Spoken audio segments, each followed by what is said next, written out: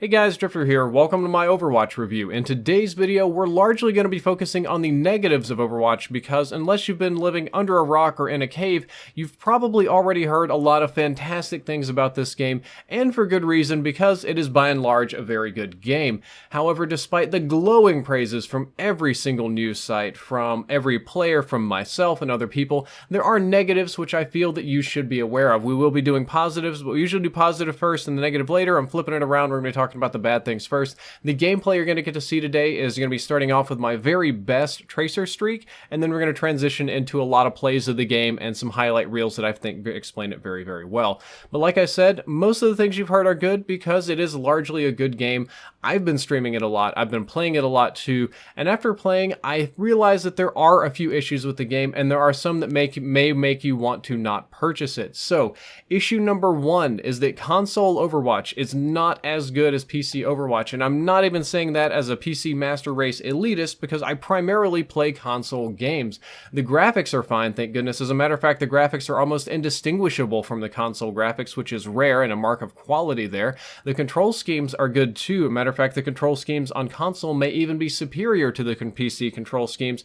However, there are issues with input delay. Now, not all of you are familiar with input delay. I talk about it on the channel on occasion, but it's basically that there is a delay between when you say hit the A button to jump and when your character actually jumps. So if you hit reload, there's a delay on the reload. If you try to throw a grenade, there's a delay. If you pull the trigger to shoot, there's a quarter-second wind-up before you shoot. And it can even affect your aiming because there's a delay on every input in your aiming, and it'll make you overswipe and over-aim and some very strange things like that. And what's strange about this is that it seems to vary from console to console, and I don't mean like the PS4 has no delay and the Xbox One does or vice versa, but rather even in the same console line, different people experience delays. This happened in the beta and it's still happening in the final launch, and it's not just TVs either, because I've played this on an Xbox One with absolutely no delay and it played fine, and I've played it on a different Xbox One where there is a significant amount of input delay and it's almost unplayable. So that is a very bad thing, and it can be very, very frustrating if you experience that issue for some reason. Of course, that's a non-issue on PC.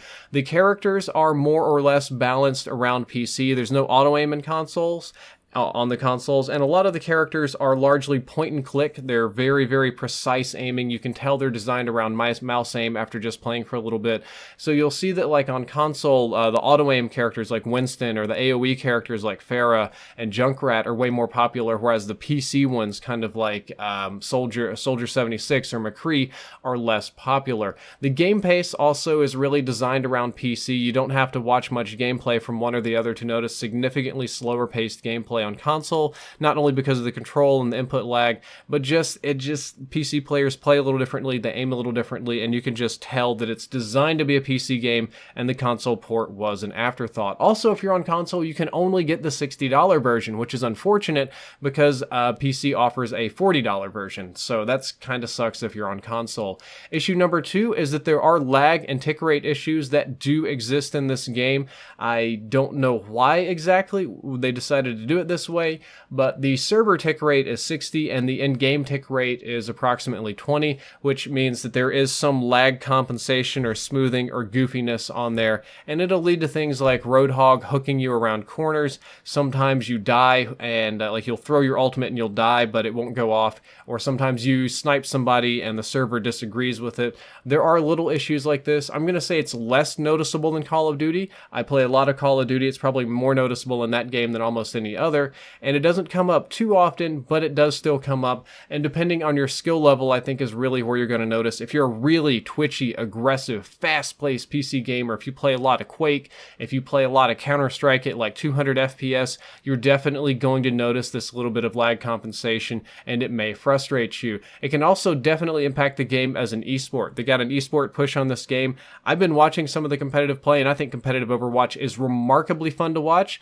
but any sort of tick rate or server or input delay issues like this on PC can be very frustrating, and that will hurt the future esports scene. Issue number three is that there are microtransactions in the game. A lot of people really hate those. Personally, in Overwatch, I do not have an issue with them because they're cosmetic only, but it's still not ideal for a game that you had to pay $40 or $60 for. Typically, microtransactions are reserved for games that are free to play or games that are very easy to get into, like CSGO being $15 or $20 or something like that. But but for a full release game, a lot of people are not happy about having skins or emotes and stuff behind an RNG crate system.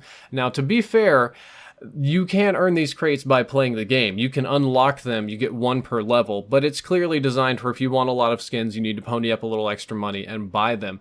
Minor issues with the game, $60 only on console, $40 on PC. I didn't want the extra skins, so I just spent $40, but if I was on console, that would kind of suck. And the game has no campaign. This is not an issue for me because I don't play a lot of campaign, but some people really want a campaign or an offline mode with their game, and you're not getting anything that resembles an offline mode with Overwatch. If you don't have friends or people to play with, you ain't playing this game. Now, that's a lot of negative things about the game, probably more negativity than you've heard about Overwatch from me or from anybody else in a long time, but there are a lot of good things about Overwatch. First of all, I'm going to go ahead and say it's really fun to play. It just plain is, and it's fun to play for any skill level, which is rare for a game.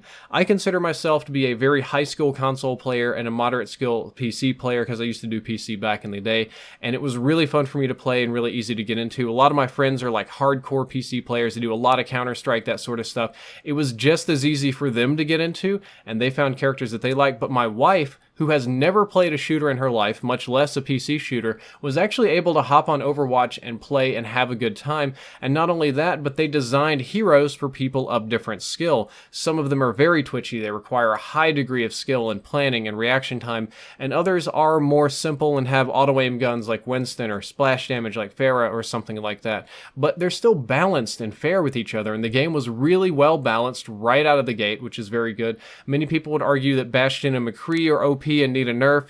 Maybe they do. They definitely are annoying. The balance isn't perfect by any measure, but it is very, very good for a game that just launched, especially a hero-based combat game, or MOBA if you want to call it that. Modes and maps really well balanced too. All the maps have a lot of detail. They're very pretty to look at. They have a ton of Easter eggs in every single map, and each map has a lot of unique paths for each character. Some are very slow and they have to walk and take steps in elevators. Some have grappling hooks. All the surface are grappling hookable. Wall running, they have all the surfaces are wall runnable. We have teleporting, we have ice skating. We have a lot of different weird sort of mobility on all of these different heroes, and the maps were designed to be intricate for every hero and have a lot of options for everybody, which shows a lot of polish and a lot of forethought on Blizzard's part.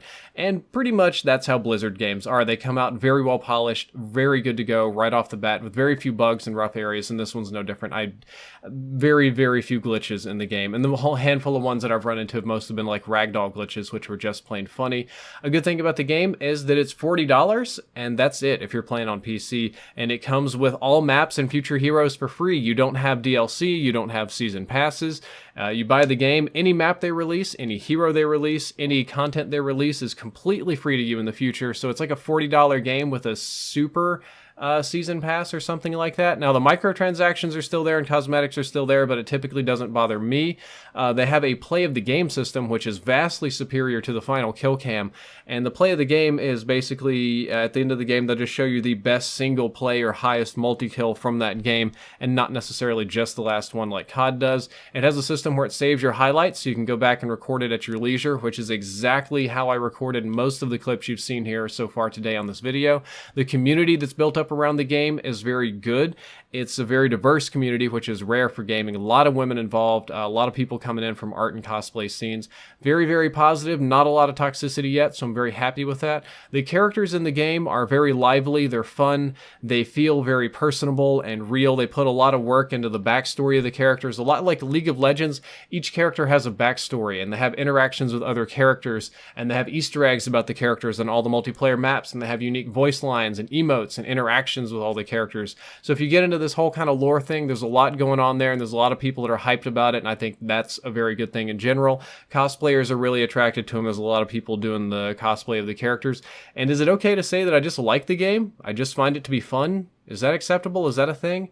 Because I do. I really just do like playing Overwatch, and I'll probably continue to play it, and I think that this game is going to have legs and go. Guys, that's all for my Overwatch review. I hope you enjoyed it. I hope you learned something useful. If you did, don't forget to like, favorite, and subscribe. Drifter out.